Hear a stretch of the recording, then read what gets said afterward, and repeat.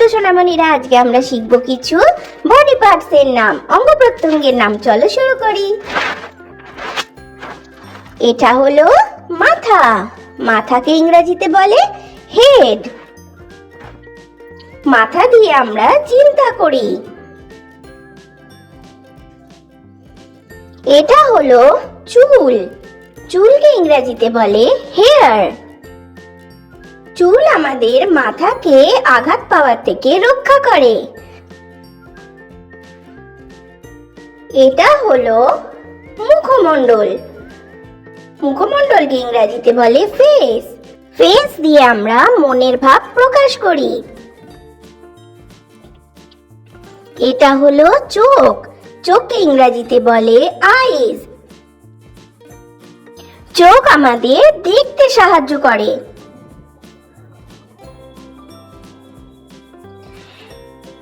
এটা হলো ভ্রু। ভ্রুকে ইংরেজিতে বলে আইব্রোজ। ভ্রু আমাদের চোখকে ঘাম ও ধুলোবালি থেকে রক্ষা করে।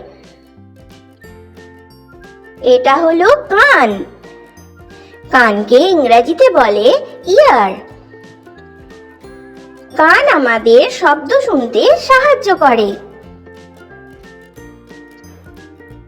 এটা হলো নাক।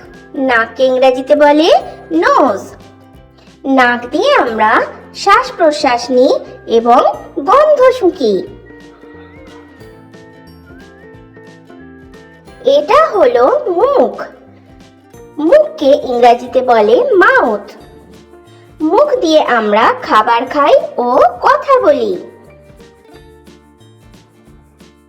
এটা হলো দাঁত। দাঁতকে ইংরেজিতে বলে টিথ। দাঁত আমাদের খাবার চিবিয়ে খেতে সাহায্য করে।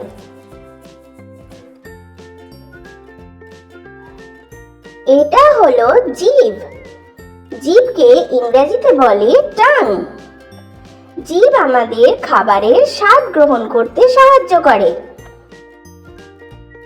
এটা হলো হাত। হাতকে ইংরেজিতে বলে হ্যান্ড। হাত আমাদের লিখতে ও কোনো কিছু জিনিস ধরতে সাহায্য করে। এটা হলো আঙুল। আঙুলকে ইংরেজিতে বলে ফিঙ্গার। আঙুল দিয়ে আমরা কোনো জিনিসকে ধরতে পারি এবং লিখতে পারি। এটা হলো বাহু। বাহুকে ইংরেজিতে বলে আর্ম। বাহুর সাহায্যে আমরা ভারী কোনো জিনিস তুলতে পারি। এটা হলো পা।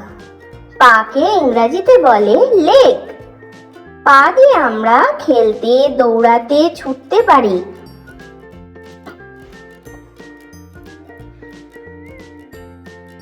এটা হলো পায়ের পাতা। পায়ের পাতাকে ইংরেজিতে বলে ফুট। পায়ের পাতার সাহায্যে আমরা খেলতে পারি, হাঁটতে পারি ও দৌড়াতেও পারি। এটা হলো হাঁটু। হাঁটুকে ইংরেজিতে বলে নি। হাঁটুর সাহায্যে আমরা পা ভাঁজ করতে পারি। এটা হলো পিঠ। পিঠকে ইংরেজিতে বলে ব্যাক।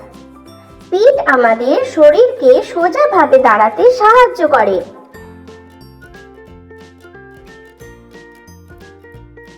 এটা হলো কাঁধ। কাঁধকে ইংরেজিতে বলে শোল্ডার।